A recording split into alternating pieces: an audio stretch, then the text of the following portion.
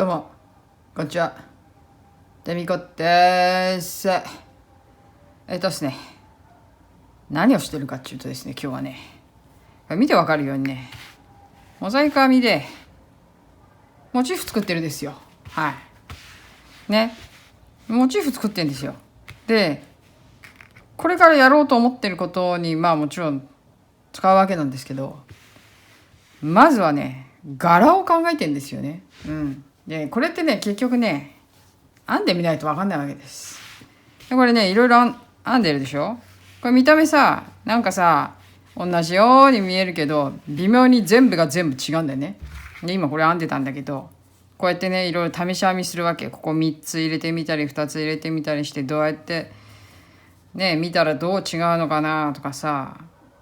見たりするわけですよ。でね、もう超迷ってるわけですよ。もうどうしようどうしようどうしようっていう感じでね。でだよ。これね、最初はね、何をやろうかっつったらね、せっかくモザイク編みなんだから、モザイクタイル風モザイク編みタイトルにそうついてると思うんだけど、それをやろうと思ってたわけですよ。で、最初はなんかモロッコ風がいいかななんて思って、モロッコ風なんて思って編んでたら、どの辺がそうなのかちょっと自分でもよくわかんないけど、そしたらなんとなく、あれなんかトルコ風になってきたなと思って、トルコみたいだななんつって、この辺とかかな、違うな、トルコ風みたいだななんて思ってたらさ、なんかこの辺とかこの辺見てたら、いやトルコっちゅうよりもギリシャ風みたいなどうでもいいんだけどそんなのね、どうでもいいんだけど、色だけの問題だからね。これなんかちょっと違う色で編んでみたけど、なんかこう一緒に編むにはちょっとあれだなと思って、で全部同じ柄にしようと思ってるわけじゃなくて、何種類かのそのなんつうの柄をこうなんつうのかな、こう合わせて使おうかなと思ってんだけど、まあね決まんないんだわこれがまた。でなんで動画撮ってんだって話なんだけど、悩みに悩んでいるところをこう動画に撮ってみてもいいかな、いつものことなんだけどさ。というわけでね、撮ってるわけですよ。で例えばね、これとこれなんかさ見てさ、これ一緒なん実は。これ一緒なのだけど、何が違うっつったらね、色が違うんだよ。ここは微妙にね、一番外の枠のね、ここのね色が微妙に違うわけ。あとそれ以外は全部一緒なわけ。あとはさ、どこだ、あとどれだ、これとこれ違うな、どれだ、あれないな、これはないのか。ちょっと待ってね、これとこれか。これはちょっとここ編み直して2つにしたからちょっと違うんだけど、もともとは同じだったんだほぼ。だけどこの真ん中の部分をうっすらと水色にしてるか白いままで編んでるかの差だし、なんかそんな感じでね、ちょっと差をつけてみてもなんか見た目がちょっと違うわけさ。でこれはどれだ、これはこれとも違うな。なんかもう分かんなくなってきたもう分かんなくなってきた。というわけでね、いろいろ編んでるからちょっと分かんなくなってきたんだけど、これでね、どれ使おうかなと思って。で、ほぼ決定したのはこれなんだよね、やっぱりね。これはもう決定してて、これをね、使おうかなと思ってるわけ。で、ちょっとこれとさ、例えば見やすいやつ。これとこれなんか見てもらうと分かるんだけど、ちょっとほんのり編み方も違うわけね。2種類あんのよ、編み方は。編み方で分けると、こっち、これとこれが一緒でしょ。で、これとこれが一緒で、これとこれとこの辺がほぼ一緒なわけですよ。でこれはここに入るのかな、違うな、これこっちだな、こっちこんな感じで、これがいろいろ試し中で、基本的にはこっちなんだよね。こっちの編み方なんで、こっちの編み方でちょっと見せ方を変えようかなっていうね感じで編んでんだけど、どれをね使おうかなっつって悩んでて、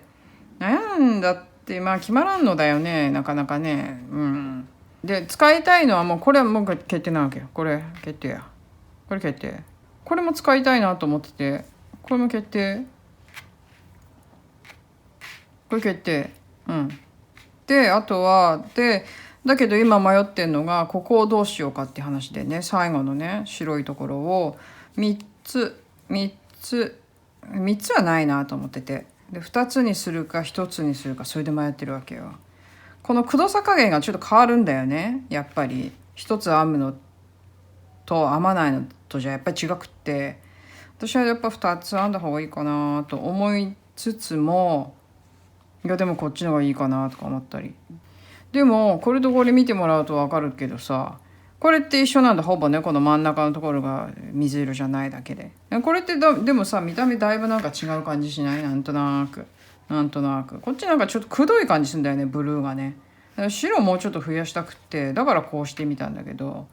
っていう感じでね、ちょっと悩んでるわけですよ。これも綺麗だけどね。というわけで、まあ今回動画何をしようかっていうことなんだけど、まあいろいろ悩んでみようっていう話です。はい。いろいろ悩んでみようってね、おしゃべりしながらいろいろ悩もうっていう話でね、でこれほどいて、だから何度も編んだりほどいたりとかするバージョンですわ、今回はね。というわけでね、なんとなくね悩みながら編んでみるけど、だから今ちょっとやったでしょ。2つ長編みをここ2つ入れる方式にするとどうなのっていう話で、これをねだから完成させていこうかなと思うんだけど、いやこれで何作るかってそれはまた次のお楽しみなんだけどね。次のお楽しみなんだけど、いやーもうほんとね、これね昨日一昨日がずっとやってんだよね。でどんだけ編んだかっていう話でさ、何回も編み直してるから数的にはさ、ここにはさこれしかないんだけどさ、でもすごい数編んでんだよね実はね。で編んではほどいてそんなこんなで短いコットン糸だらけになって編むの苦労してんだけど、ちょっとさ使わなきゃいけないからね、まず短いのからね。まあそんなこんなで、やってるわけですが、さて今日はだからこの感じでずっとひたすら、はい、今ちょっと動画が止まっちゃった。動画っていうかビデオが携帯が止まっちゃった。容量オーバーになっちゃったんで、今急いで前回の見てみたら前回の動画がまだ残ってたから急いで消したんだけどさ、いやで何、埼玉、神奈川、千葉がまたもや緊急事態宣言、感染者が増えてるからってね。でそれが神奈川の黒岩知事がみんなにけしかけて同時にあれしようって国に申請中かね、お願いしよう中。なんでみんなガン首揃えてやんなきゃいけないのっていうよりも、緊急事態宣言必要なのまたその話になっちゃうよね。アホじゃないのって。だってさ、感染患者増えてるってさ、私なんかさ実は予想してたっていうか、オリンピック始まったら増えるんだろうなって。それはなんつうの、オリンピックのせいっていうことじゃなくてね、オリンピックが始まったら数増やしてくるだろうなと思ってたわけですよ。そしたら案の定増えたからさ、もう笑っちゃってさ、でなんかそれでワクチンでも打たせたいのかななんて思いつつね、分かりませんよ真意はね、真意は分かりませんけど、でも私はなんとなくオリンピック始まったからオリンピックのせいでは増えないけど、でも数字は増やしてくるだろうなって私は思ってて、だってオリンピックでさ感染者増えるわけないじゃんだって思ってんだけどさ、そんなんで増えるわけないんだけど、でそれで案の定増えてきたから、また CT 値ね、 PCR の CT 値でもいじくったかいななんて思っててね。だってさ死亡者ゼロじゃん東京。ここのとこ1とか0とかそんなんじゃんね。重症患者もそんなに多くなくて、なんでそれで緊急事態宣言しなきゃいけないの？お隣ね、両隣3県みたいなねところもねちょっと意味不なんだけど、でさそれでねまあついでにねあれですよ、ちょっと面白いデータを見つけましたよ。これはね見つけたっていうよりももうすでに見つけてたんだけど、ちょっと待ってね、これ足すかね、すでにね3週間ほど前に見つけたデータなんだけど、ちょっと動画の中で喋るの忘れててね、ずっとね放置してたデータがあるんです実は。データっていうか論文なんですけど、ちょっと待ってね、どこだなんだっけ、独立法人経済産業研究所っていうところが出した論文ね、ネット調査をした後に出した論文。これ見た人いる？これなんかニュースどっかでいる？何調査したかっていうと、反ワクチンはどういう人って、ワクチンを打たないって言ってる人はどういう人かっていう調査をねしたらしいんですよ。これ聞いた人いる私はこれ聞いて笑ったけどね。でね、いろんな層に聞いてるらしいけど、ネット調査でど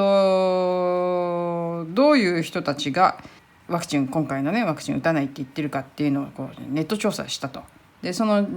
した人数が1万1846人。だから一応数としてはまあいいでしょう。その結果ね、まずね 60% が打つつもり。打つつもり。で、これ3週間前ですからね、言っとくけどね、3週間前の話ね。60% が打つつもり。で、30% がまだ決めてない。で、9% が打たない。ね。この打たないっていう人は 9%。打たないって言ってる人は 9%。言ったら私その 9% だわね。そしたらね。どうよ。こんな感じ。これいいんじゃない？これいいと思うんだよな。これはこれでいいと思うんだけど、これと同じ感じでね。いきなりちょっとこっち行っちゃうけどさ。まあそうね。どっちがいいのかな。こっちかなやっぱり。ということで、全てのやつに修正をかけていきます。修正をかけていきます。そうしながら喋りますわ。で、それで、アンケートの話に戻るけど、9% が打たない。打たないと決めてるのは 9%。つまり私はその 9% っていうことらしいよね。で、このね、だから、打たないというふうに言ってる人、の調査を、どういう人なのかっていう調査をしたらしいんだよね。この結果聞いたことある人いる？これ本当に人格攻撃始まったよって私は思ったんだよね、これ見てね。っていうのがね面白いよ。まずね、反ワクチンはバカっていうタイトルがついてて、そのあれがねで何バカなんだと思って、でね、何が書いてあるか、間違えた。何が書いてあるかって言ったらね、まずね、女性が多いだが高齢者を除く。高齢者が何歳かから知らないよ。高齢者以外の女性、つまりある程度若い人ですね。高齢者っていうと何歳からなの？65歳？まあいいわ。60以下とかそのぐらいでしょ。高齢者以外ってなると60とか65とかそれ以外ね。で、高齢者以外の低所得者、低学歴でなんて書いてある？他人を信用しない、うつや不安の傾向がある人、精神疾患、人間不信だそうですよ。貯金が少なく、不安傾向ですってですってよ。なんかあれらしいですよ。ワクチンに反対してる人はそういう傾向らしいですよ。私この中で当てはまるのかな。ちょっと待ってね。見てみるね。低所得、低学歴。私決して低学歴、低所得は言ったら低所得かもね。だって収入ないから基本。皆さんのおかげで YouTube でいくらかねいただいてるぐらいで、確かに低所得っちゃ低所得ですわ。今の状況としてはね。過去においてはそんなことありませんでしたよ。過去においては普通にお給料もらって、どっちかって言ったら同じ年に比べてみたらどっちかって言ったらいい方でして、給料はね。でも当時にこんなことがあったとしても私は必死で抵抗しただろうねと思うんだけど、まあいいや、それはほっといて、今は低所得ですよ。だけど低学歴ではないと思うよ私。で、精神疾患あるかな？精神疾患あると思いますか？皆さん、私ちょっとあれだとメンヘラだと思いますか？どうでしょうね。これ自分で判断できませんね。もしかしたらそっち系かもしれませんからね。電波系かもしれないしね。ちょっと分かりませんよ。で、人間不信？人間不信というよりもどっちかっていうとすぐ人信じちゃうタイプなんで、それでちょっと苦労してますけどね。人を信じすぎるっていうところはまあ騙されません。詐欺云々にはあんまり騙されるってことはあんまりないけど、でも人のことを信用しがちだよ。どっちかって言ったら人間不信ではないよ別に。でちょっと待ってね、貯金少ない。まあ貯金は少ないわ確かに。だって収入ねえからな今。これはしょうがないな。不安傾向、別に不安傾向ってことないけどな。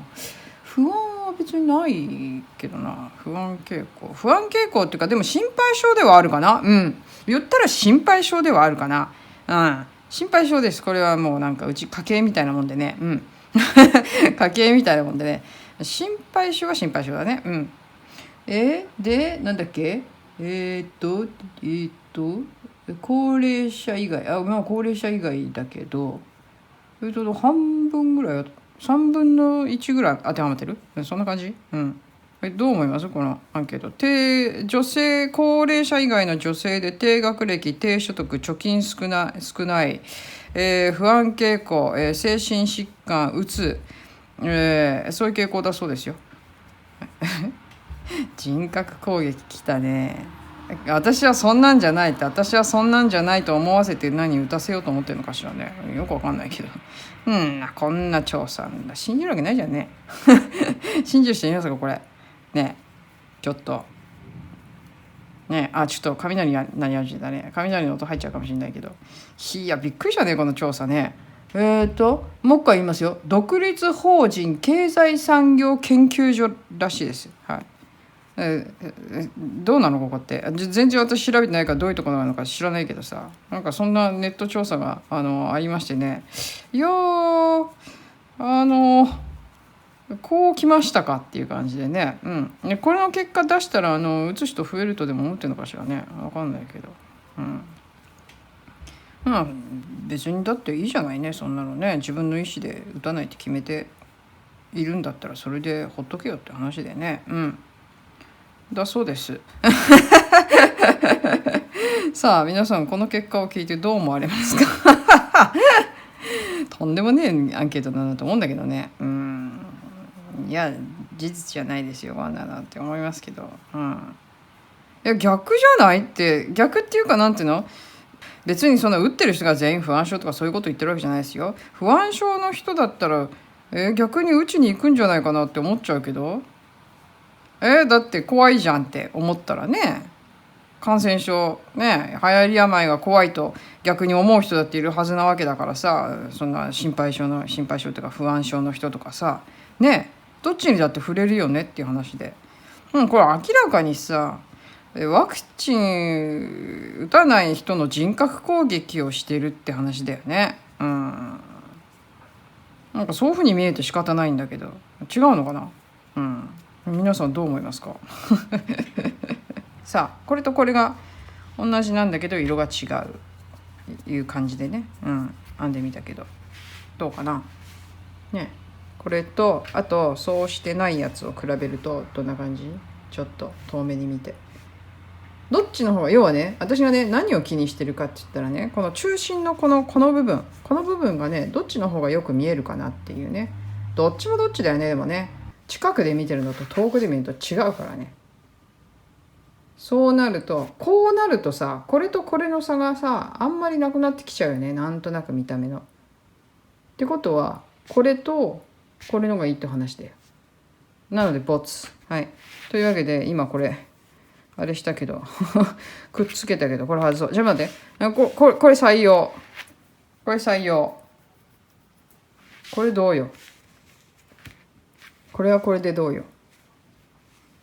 これはこれでいいと思うけど、また全然これと同じだけどここがあるかないかの差なのね、白が。でこんだけ違うの。なんかさ、色も違うから分かんないかもしれないけど、これしかさ差がないのにさ見た目結構変わると思わない？なんかさここがさないとさ、この真ん中のここがさ結構目立ってさ、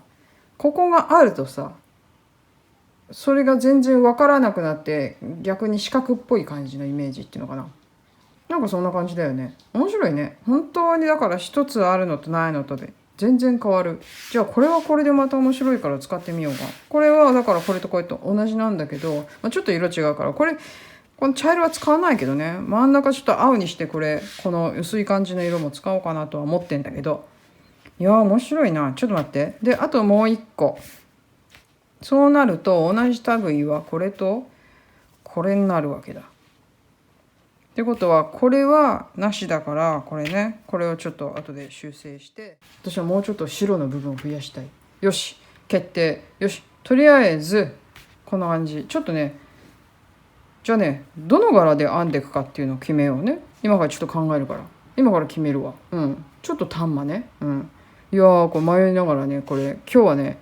どうやって私がいつもこうやって柄を決めてるかっていうのはね、ちんたら見せていこうって話なんだけど、ちょっとここで一旦止めるわ。でちょっと決めるわ。どう編むかね。ちょっとタンマ。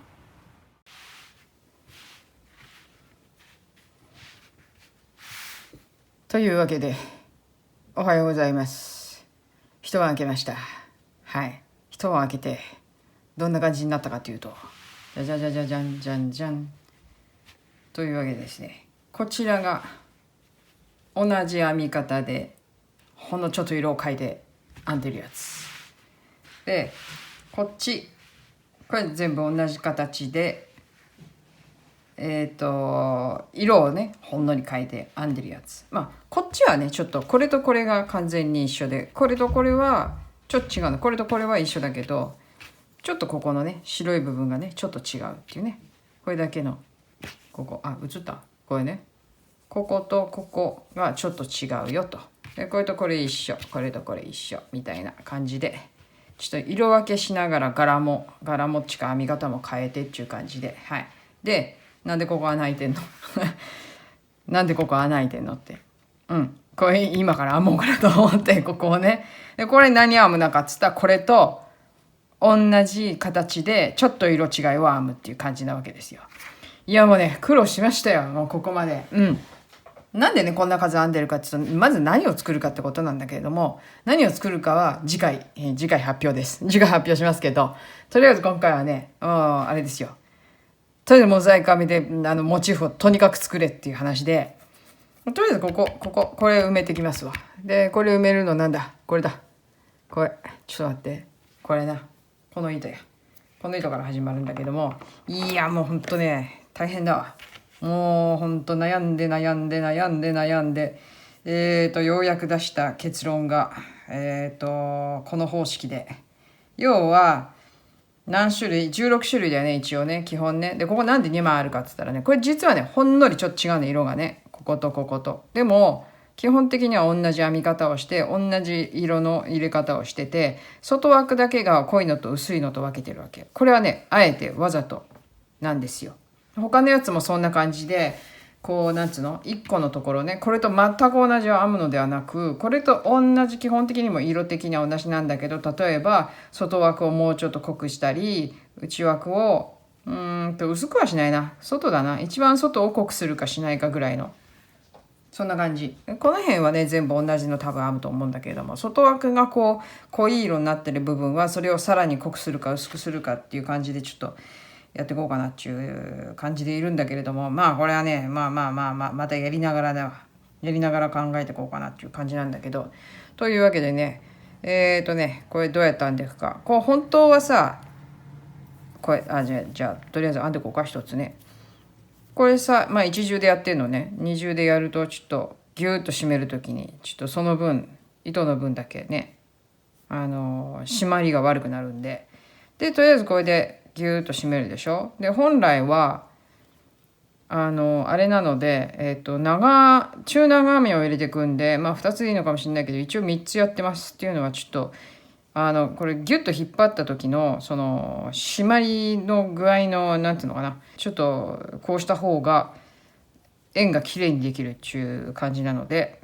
これをこの今鎖編みをした部分を入れてだよ、合わせて、16ね、16入れていくんだけども、とりあえずねこの輪だけはちょっとまともに編んで、その後ちょっとね、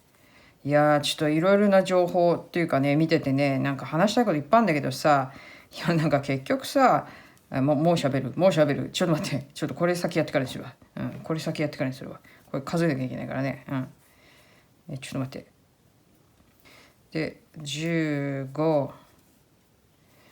16。これで16。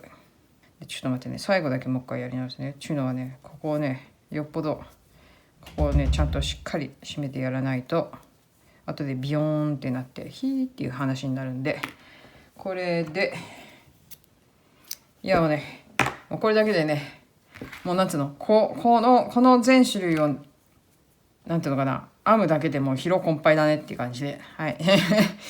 締めます。ギュッと締めて、これ相当ギュッと締めないと16個入ってるから、真ん中がどうしてもこうやってね、ほんのり穴が開くんだよね。でこれをなるべく最小限にするように、とにかくギュッと締めて、固く。で、こうね、はい。で、入れる場所。ここでギュッと引っ張ると、この、なんつうの、鎖編みで編んだ部分が結構引っ張られるんだよね。で、引っ張られてキュッとなっていくから、わざと3つ編んだの。2つ編むと、ここにね、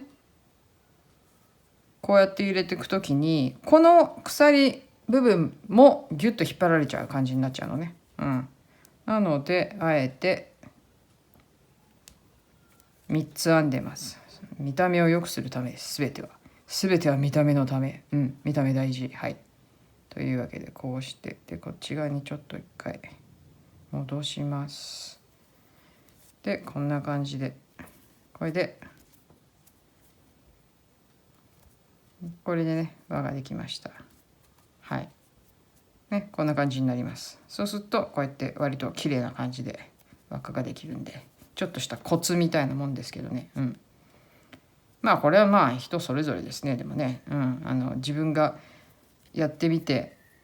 あれだよね。自分がそのなんつうの綺麗にできるような方法で16目入れて輪っかを作ってきゃいいと思うんだけどね。中長編みで輪っかを作ります。はい。でこれは中心の輪を引っ張って作った時の方をこうやって入れて、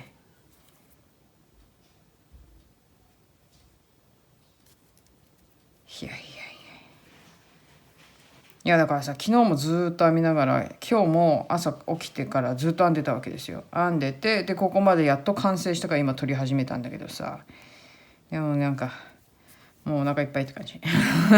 いや実際お腹空いてんすけど、今ねお昼近いから今お腹グーグー、お昼近い、もうお昼だわ。お昼なんだけどお腹グーグーなんだけどさ、ちょっととりあえず撮るわと思ってね、撮ってから進めたいからさ、やっぱり進めるにしてもね。はい。よし。でこう一周、私はだいたい一周ちょいぐらい回してね、一周ちょいぐらいこう回して、こんな感じでね、でそしたらこっちの糸はもう早々に切っちゃう。切っておい、はいね、こんな感じ、はい。で入れる場所はね、最初はね、私ねここをね結構避けてたんだよね。この今入れたところ、この今輪を作ったところね、ここだよね。この隣だよ。ここの部分ね、ちょっと濃いからさ、色がさ、ここだ、ここね、これね、今入れたところね。最初の頃はここに最初に入れるのを避けてたんだけど、今はあえてここに入れるようにしたわ。締められるんで。なので、次白を入れていきます。白、はい、当てて、とりあえずやって止めるでしょ。でこれもキュッとやって、でもう一度ここに細編みを入れる。細編みって言ってもまあ筋編みだけどね、基本的には。おっと、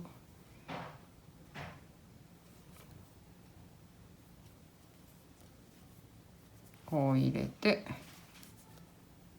よし、これで引っ張って、でこっちも引っ張って、はい、で入れるのは以前もお見せした通り、入れるのはここに鎖目みたいになってるところの向こう側、要は筋編みだよね。筋編み、円から拾う時も筋編みを一つ、まあ細編みだけどね。で次これ引っ掛けて糸処理をしながら3つ目で4つ目5つ目を入れたら鎖を2つ、そして今入れたところと同じところにもう一つ細編みをします。これが次の縁っていうかなんつうの、次の辺の1つ目で、間違えないようにすぐ脇2つ目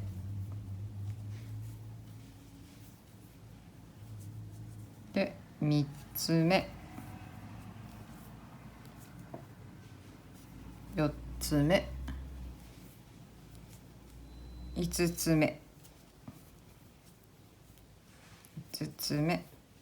5つ目入れたら1個2個で、同じ穴にまたもう一つ入れて1つ目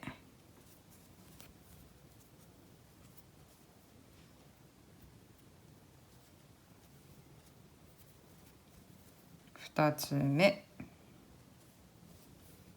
3つ目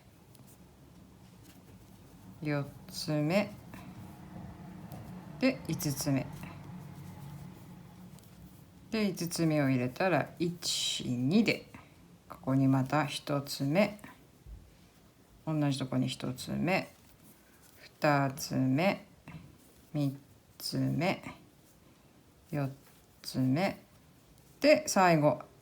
初に入れたところ、ここにまた1つ入れて、ここは5つ目、そして鎖編みを2つして、ここね、ここ普通に拾います。普通に拾って引き抜きます。つなげるのね、引き抜いた。はい。でこれでとりあえず一周っていうか輪の次の2段目だね。だからね2段目終了で、ここで白い糸は放置で、次ここはすぐ隣、ここ今引き抜いたところではなく隣のところに筋編みするように入れます。で次何色？これだね。これちょっと濃いのが入ってね、ちょっと濃いのどっちにしようかな。濃いの2種類あるんだよね。こっちにします。ちょっと明るい方、こっち入れて、でとりあえず止めてね、止めたらここはもうまたそのまま放置だわ。ですぐに下ろす。隣中心部ね、こことかもう全然もう放置。次もうここのところの行っちゃうんだけど、真ん中なので下ろします。今回のはね、前回モチーフ作った時のやつはここ下ろさなかったんだけど、今回は下ろします。で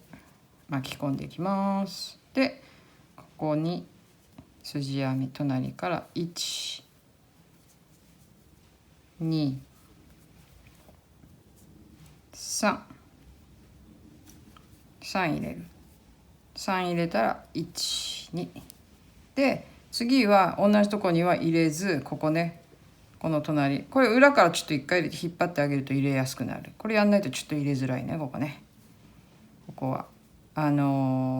鎖編みの部分だから、細編みの部分じゃなくてね、鎖編みの部分はちょっとこうやって広げてあげてから入れないとちょっと入れづらいね。で3個編んだら下ろして、でまた1、2、3と待ってほらこうやって滑っちゃうね。3個編んだら鎖を2つ角っこに入れて、でここね、ここ後ろから広げてもいいし、もしくはだから今みたいにこっち側からこう鍵を引っ掛けて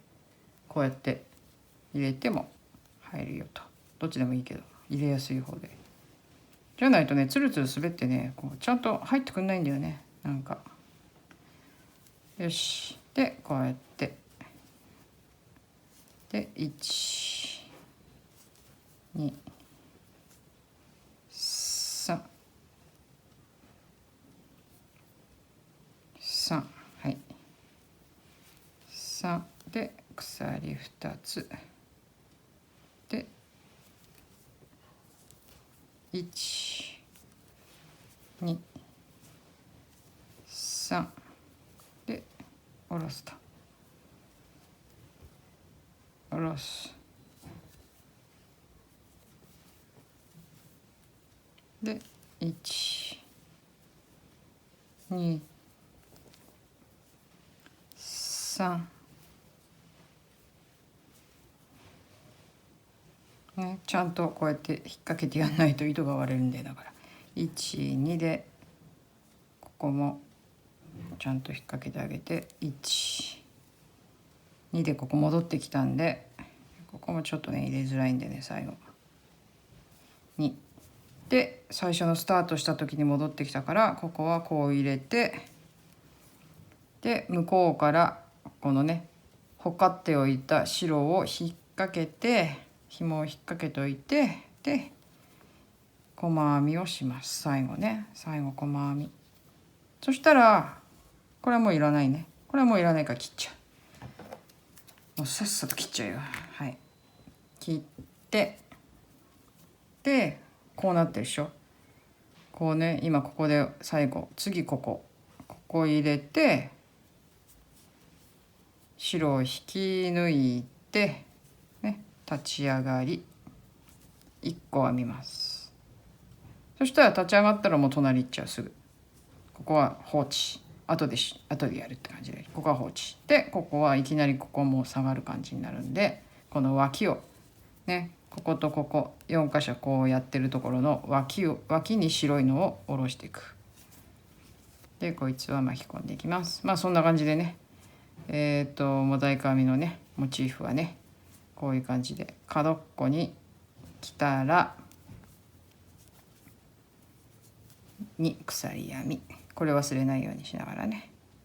あとはもう好きなように模様を入れていけばいいんだけど、まあこんな感じでね。でそうよ、で喋りたいことね。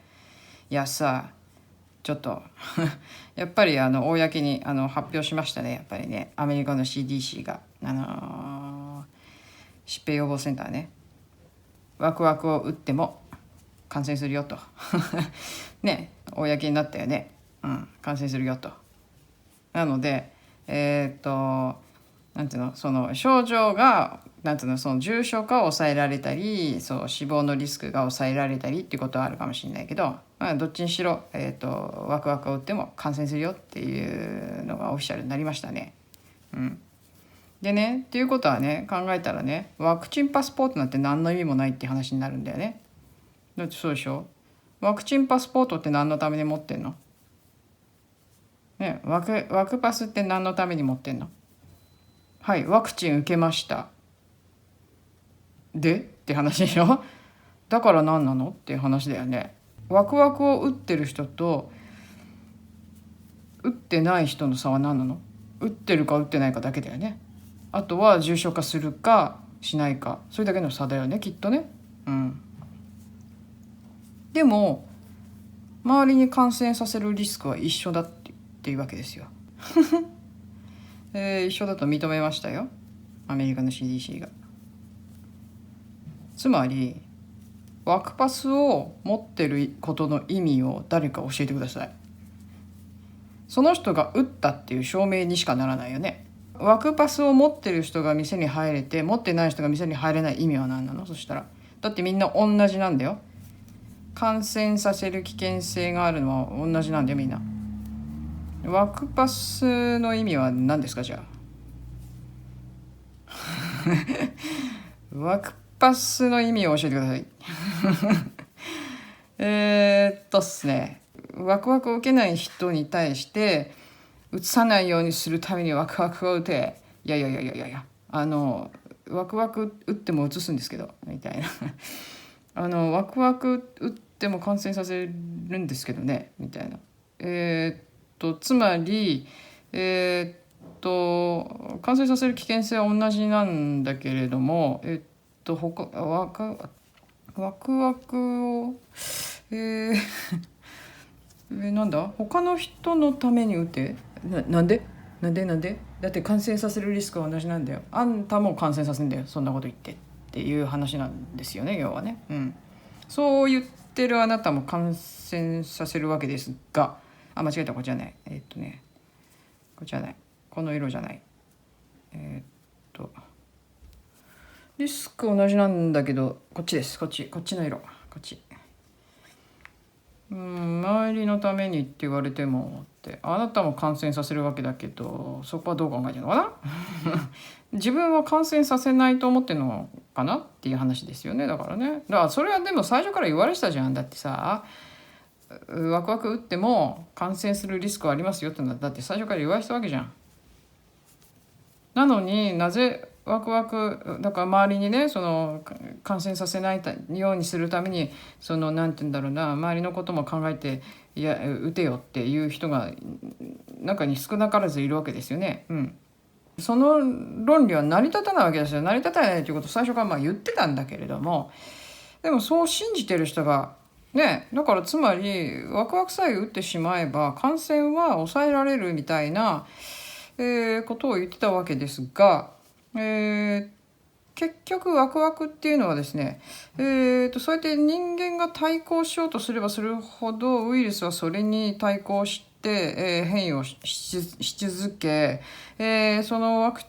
ワクに対して自分が生きていけるように変異をしていくわけですよね。つまり今回そのなんていうのかな、ワクワクを打ってるにもかかわらずその変異株がこのなんていうのかな、また蔓延してるっていうのはそういうこともあるのかもしれないしね。そこはだからどう考えてるのかなっていう話で、その打ったら元の生活に戻れるんだって言ってたけど、そのためには打たなきゃいけないんだみたいな感じででそれをみんな信じたわけですよね。私は信じてなかったけどさいろんなものは信じてなかったけど、でもそれをみんな信じて一生懸命打ったけど結局媒介するんだよね。ワクワクを打ってもね。症状は抑えられるかもしれないけど、だけど人にうつす可能性っていうのはあるわけですよね、常にね。だからまたマスクしろだのなんだのっていうことをまた CDC が言ってるんですけど、マスクはどうかなと思うけどね、でもね。だから結局ワクパスの意味って何っていうところに私は今いるわけですよ。いや分かってんですよ、意味がないことなんてね。もう最初からそんなことは分かってて言ってるんだけど、もちろんね。だけどそのなんだろうな、打つ人打たない人のその判別をするためのワクパスは分かりましたよ、分かりました。だけどそれで打ってる人と打ってない人がなんでここに行けてね、打ってる人は行けて打ってない人はいけないの、その差は何？それは何を前提としてそういうふうに分けてるわけっていう話ですよね。何を前提としてワクパスを導入し打ってない人を排除しようとするのか、それは何を前提としてるの？おそらくね、ワクワクを打てば感染させないという、おそらくそういうあれが目論見みがあったんでしょうなっていう話だよね、結局ね。はい、一周終わりました。これ切ります。終了なので切ります。そこでしょ結局そう思ってたってことでしょ。そう思ってるからワクパスを導入して打ってない人は入れないって話でしょ。だから矛盾してんだよね。だからね、矛盾っていうか成り立ってないよねって話でね。だってみんな感染させんだよ。打ってようが打ってまいが関係なく感染させるわけですよ。なので要は人のために打てって言ってる人だけど、結局ワクチンを打ってる人、いや別に私はワクワクを打ってる人を責めてるわけでも何でもございませんよ、そうじゃないですからね。だけど結局結果としてはワクワクを、他人のためにも打てって言ってるけど、いやいやいや、あなた、結果的にあなたは自分のためにしか打ってませんからっていう話でね、そういうことでしょ。だって人には移すよ、だけど私は重症化しません、私は死にませんみたいなね、そういうことになるわけですよね。結局ワクワクを打つとね、そういうふうに言われてるわけですよね。感染させないっていうふうに思わせたのか、それともそう思って信じ込んでしまったのか分かりませんよ、分かりませんけど、そういう人たちがじゃあワクパスっていう話になってるわけですよね、きっとね。ワクパスあったらここに行ける、動ける、社会的な生活ができる。ワクパスなかったらここ入れない、あそこ入れない。だからその入れる入れないの差は何なの、何を前提として入れる入れないって決めてんのって、結局だからそういうことだよね。ワクワクを打てば感染しないと信じ込んだっていうか、そう思わせてワクワクを打たせるっていうことだよね、要はね。そんな証明はされてないのに、ワクワクを打ったからといって感染しないという証明など何もないわけですよ。だって当初から言われてたんだから、これは打っても感染はする、でも重症化しない、死亡しない、そういうところで最初打ち始めたはずなのに、いつの間にか感染しないっていうふうに信じ込んだ人たちがいるおかげでワクパスなんてものができるわけでしょ結局。だってワクパスって何の意味があるのだからっていう話よね。私はそこが分からないわけです。分かってんですよ、本当は分かってんですよ。で何言ってんだお前らって話なわけですよ、言いたいのはね、要はね。ワクパスなんて何の意味もないってことですよ、要は。だって打ったって感染するんだから、最初から言われてたことなのにさ、最初から打ったって感染はするって言われてたのに、だからワクパスの意味なんてまるでないわけ。それをさ義務化させるっていう、それに従また従うっていうかさ、なんて言うんだろうな、それを疑問にも思わないっていうのがまた人がね、いやそれは疑問に思ってる人いると思うけど、それはさ自由が奪われるとかさ、そういう意味での疑問を持つ人は多分たくさんいると思うんだけど、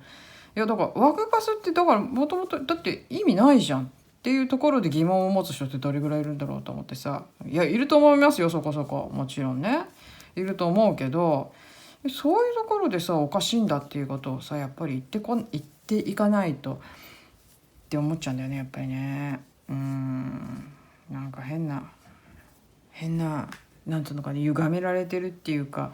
その情報が歪められて伝えられて、そしてそれがなんかさも当然のように言われてるけど、実はよくよく考えるとワークパスなんてものはナンセンスっていうのがよくわかるっていうかね、意味ないんだっていうことがねよくわかるんだけどっていう話でね、そこ気づいてくんないかなとか思ってね。分かっててやってんのかな。分かっててやってたら本当にあれだよね、立ち悪いよねっていう話で、いや立ち悪いんだけど本当にと思ってるわけです。でそこでですよ、で私がさらに疑問に思うこと、疑問っていうかなんて言うんだろうな、そこが一番の問題なんだなって実は思ってるところっていうのがあって、それはさ、例えばさ、じゃあさお上が言うんだから打てよって、みんなそうやって打ってんだから打てよっていう、そのなんていうのかな、同調圧力ってやつがあるでしょ。それは日本だけじゃないですよ、こっちにもありますよ。でね、そ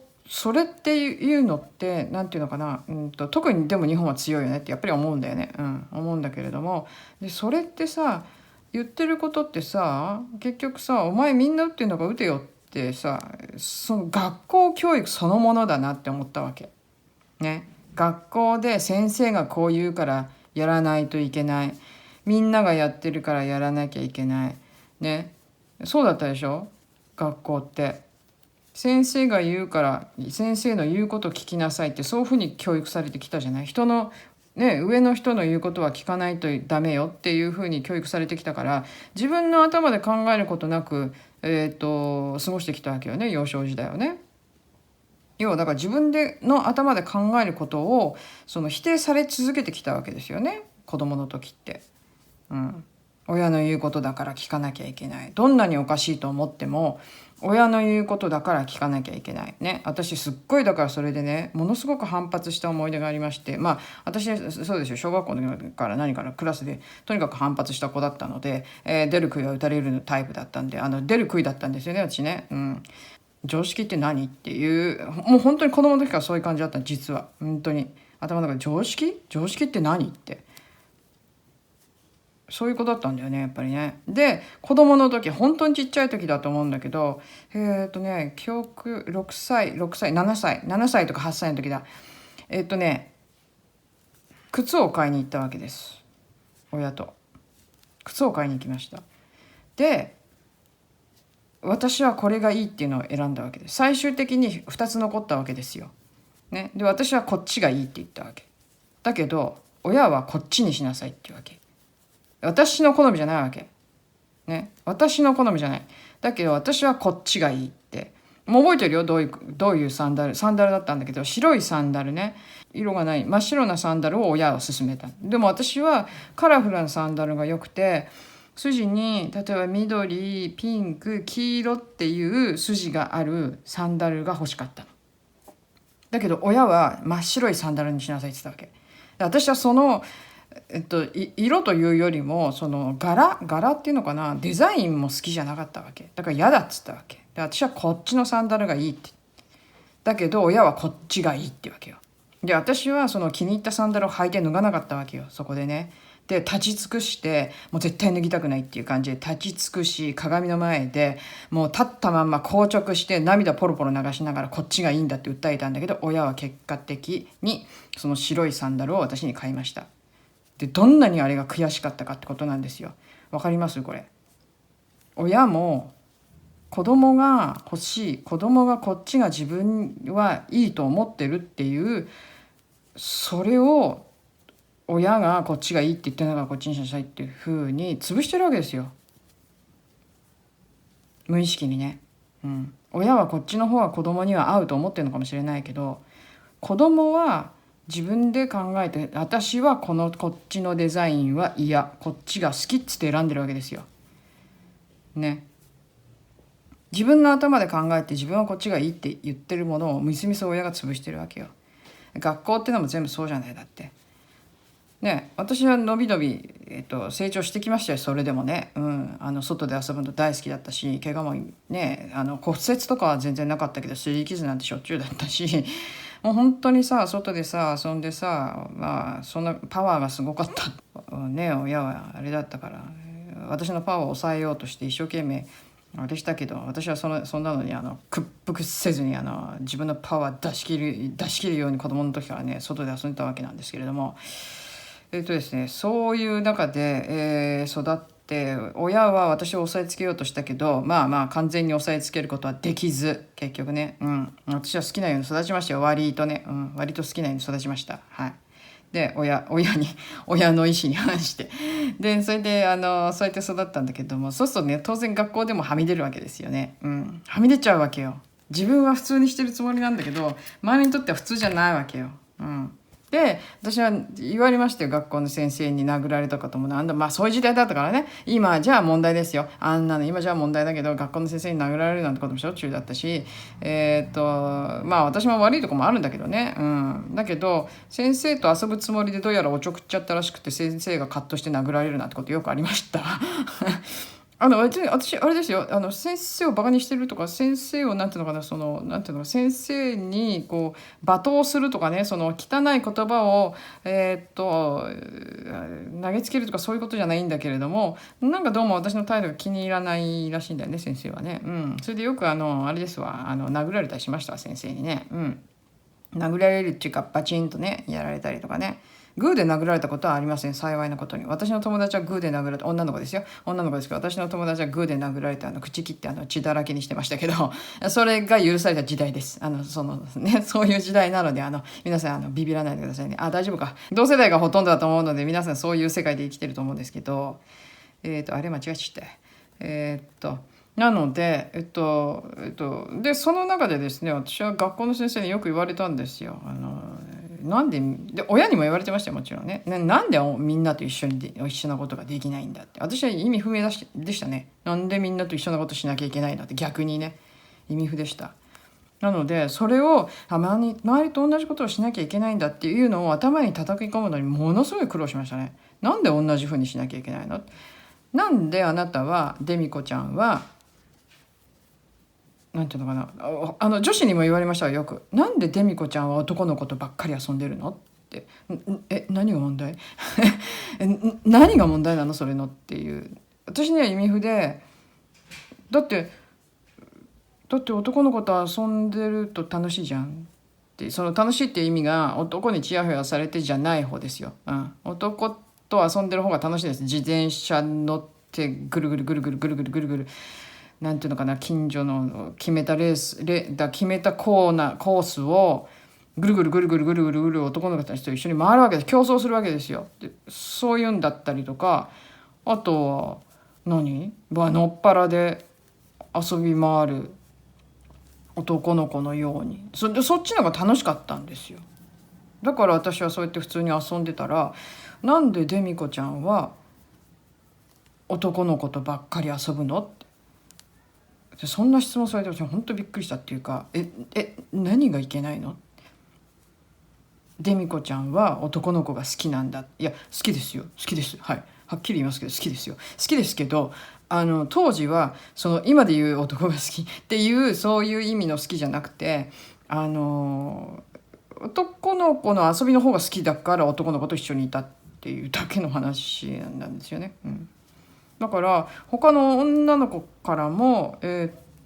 一部ですよ、一部、本当に一部、一部のそのなんていうのかな、やきもち焼きな女の子かな、言ったらね、そういう子たちからはもうすっごいもうバッシングの嵐ですね、今風に言えば。なんかね、そういう感じでしたよ。なんかその常識みたいなものっていうのかな、その普通だったらこうするでしょみたいなことが私は本当に理解できなくて、本当にそれをね頭に入れるのに苦労して、でそういうふうに周りに言われながらなんとなく育ち、周りと一緒にしなきゃいけない、一緒にしなきゃいけないんだっていうのを学び、それに埋もれたのが中学校の時かな。中学校の時はやっと埋もれられるようになったけど、それでもやっぱり無理で、無理な部分もあって、だからちょっと異端児的なところは確かにあって、その点で非常に担任とか親には迷惑をかけた部分ももちろんありますが、そのなんていうのかな、右に習えみたいなやつにものすごい反発心があって、私は当時そういうふうには感じてなかったよ。自分が好きなようにしてたら結果的にそうなってたってことで。だからね、自分の頭で決めていろいろやってたわけですよ。周りがこうだからみんながこうだからこうするっていうのがどうしても納得いかなかったんだよね。だから私は好きなようにするって、その固い意志でもってやってたわけでもない。でも私は好きなようにきっと自分の気持ちが赴くままにやってただけだったんだよね。そうしたら外れちゃってたんだよね。だからね、私は思うんですよ、実は。みんな実は個性ってあるはずでしょ。でそこで右に習えのなんていうのかな、そのなんていうの、制限をなくしたら、みんな私みたいにそうやってあっちこっち統率は取れないかもしれないけどね、学校なんかだとねそれは難しいかもしれないけど、でも統率を取らなきゃいけないっていうそこ自体がもともとその概念自体が私はおかしいんだと思うんだけどさ。でも例えばさ、そういうのってさ、ある意味の統率を取ろうって思うんであれば、例えば日本にねの学校でねすごくいい習慣だって私は思ってるのは、掃除ね、みんなで掃除するとか、ああいうのはすごくいいわけよね、やっぱりね。だからああいうものでもって統制感っていうのを学ぶってことはできるわけでしょ。だけど何から何まで同じことする必要ってないじゃない、やっぱりって思うわけよ。そう考えたらその縛りをなくしたら結構な人は結構みんな自由に私のようにって言ったら変だけどさ、自由に生きれたんじゃないかなってすごい思うんだよね。もっと自由な発想で、もっとなんかこう自分の頭で考えて自分の意思で動いて、自分の行動には自分で責任を持つじゃないけれども、そういうふうになったんじゃないかなって本当に思うんだよね。だからって自分がその完璧にそういう人間ですって言ってるわけじゃないですよ。そうじゃなくてね、で私はたまたまどうしても枠にはまることができずにいて、いや苦しみましたよ。それで悩んだこともありますよ。もちろんどうして私は他の人と同じことができないんだろうって悩んだ時期もありましたけど、できなくていいんだって、中学校の時にそれですっごい悩んだわ、実はね。悩んだ、すっごい悩んだ。だけど結局いや枠にはまる必要ないじゃんって気がついたのは高校生の時ですよ。高校生の時だから、それからはあんまり考えなくなったわ。自分の好きなようにやることにしてね、その後はね。それで失敗もしましたよ。でもそれ自分の責任だからね、失敗したって。でそこで学んでいけばいいわけでね。でそれから考えるとさ、だから今のさそのさワクワク騒動っていうのもさ、同じことが言えるわけよね、やっぱりね。そのみんながやってるから、上がやれって言うから、そういう感じね、もうだからで、それでいて同調圧力でお前もやれよって、周りもみんなやってんだし、みんなのためにその感染させないようにするためにお前もやるしかないんだみたいな、その思考能力をなんていうのかな、思考を制限させていくっていうかね。同じことが起こってるよね。結局言ったら、だって日本のね、その小学校の時の教育、中学校もそうだけどさ、あんなんもちろん全体主義なわけですよ。全員が同じことしろって話なわけだからね。だから個性なんか育つわけないわけよ。だからみんなが同じようにで、今なんかもっとそのひどいとこに来て、いや今は分かんないけどね、数年前はそうだったわけでしょ。例えばほら、なんていうの、差をつけちゃいけないから、その運動会で走ったら全員が1位みたいなさ、アホみたいなね。だってさ、みんな勉強できる人、体育できる人、図工ができる人、音楽できる人、家庭ができる人、あれができる人、これができる人ってみんないていいわけじゃん。ね、それをたまたま全部できる人もいるかもしれないし、たまたま全部できない人もいるかもしれない。いるかもしれないけど、でも何かしら頭がね、お勉強がね、できなくてもスポーツはできるぞっていう人がいて、だからそういう人にとってはさ、自分のね、力を発揮する場所がなくなるっていうのは、もうだからその人の可能性を潰してるって話なわけじゃん。でそれはさ、思考に関してももちろん言えることで、みんなと同じことしなさい、こうしたらこうしなさい、ああしなさい、これがこうだからこうしなさいって、例えば道徳とかね、そういうことは分かるんですよ。だけどなんて言ったらいいのかな、日本の学校みたいに、例えば中学校なんかそうだったよね。この制服のリボンの輪の大きさが5センチ以上じゃないとダメとかさ、靴下の丈がくるぶしをかぶってなきゃダメとかさ、意味わかんないじゃん、そういうのって。意味わかんない規則みたいなのがいっぱいあるわけじゃん。ね、なんつうの、その衣服の乱れがなんだっけな、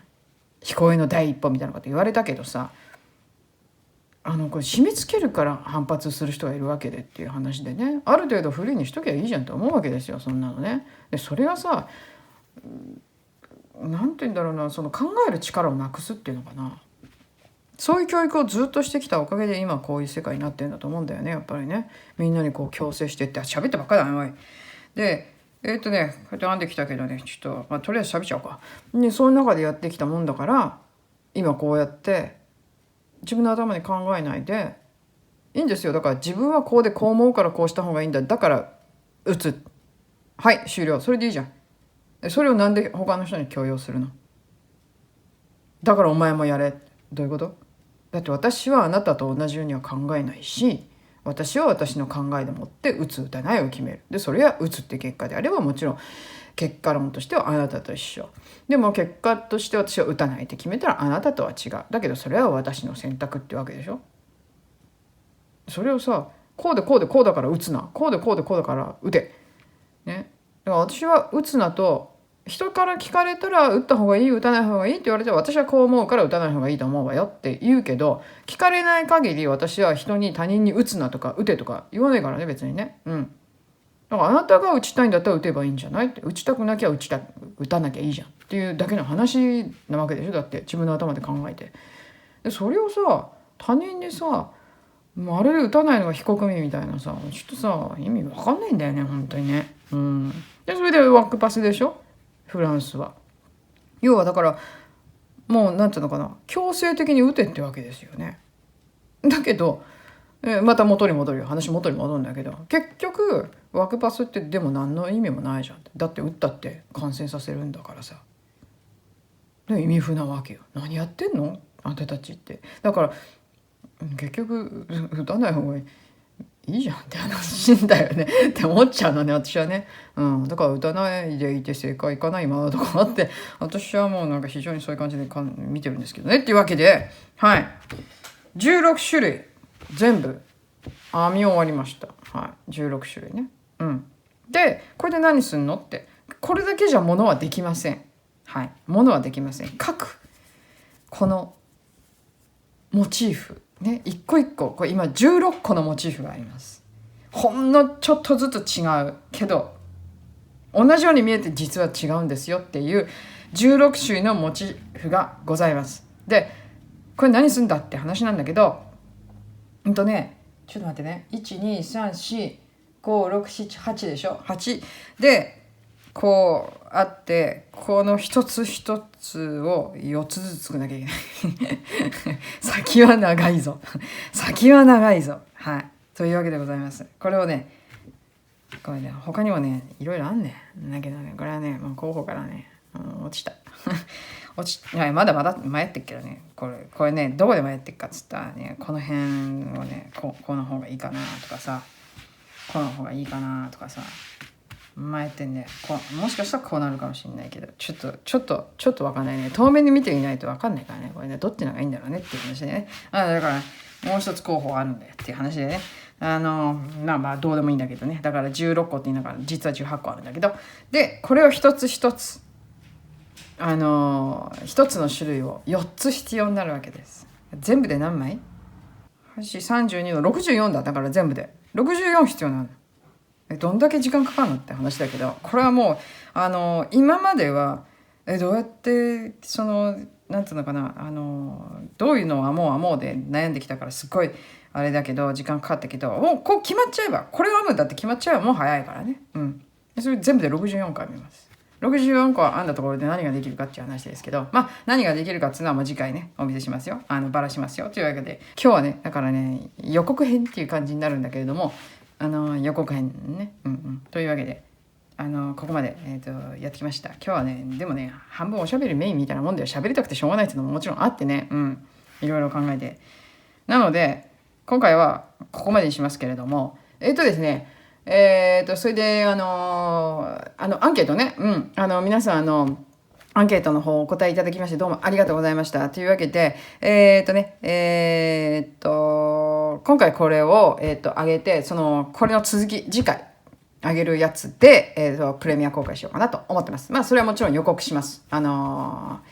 ちろん予告しますけれども、なので今週末できたら、今週末っていうか今何曜日？火曜日？金曜日？だから金曜日とか、金曜日にできなかったら月曜日にやろうかなと思ってるんだけど、ちょっとわかんないけど、アンケートの方は結局ね21時からっていうのが一番 60% で、21時からっていう、お声が一番多かったので、日本時間の夜9時からプレミア公開っていうことでねやろうかと思います。時差のことをね気にしていらっしゃる方もねいらっしゃったんですけど、ご安心ください。大丈夫です。その辺はちゃんと考えて時間をあれしてますんで、調整してますんで、日本の午後9時っていうとこっちの午後2時になりますんでね、ちょうどランチ終わった後ぐらいの時間帯になるんで、眠眠っていうのはあるかもしれないけどでも、それ以外には別に2時なんて普通にねなんか活動してる時間なので何の問題もございませんので、というわけで平日の、午後9時日本時間で9時に、やろうかなということでございます。皆様のご協力あって、楽しく私も運営させていただいておりますので、本当に皆様には感謝しております。というわけでね本日はねここまでということになりますけれども、何だったんだ今回の、動画はという感じですけども、こんな感じで今ね作業を進めております。何ができるか次に分かります。いや大したもんじゃないね実はそんなこと言いながらね別に大したもんじゃないんだよ本当はね。でもこんだけすごいなんかめんちいことやってるからとりあえずこれを前面に出していこうみたいなねめんどくさいことやってますよっていうのを前面に出していこうっていうねいやしいいやしいとか言ってそういう気持ちでやってます。はいすいませんというわけでじゃあね本日はこれまでということでご覧いただきましてどうもありがとうございました。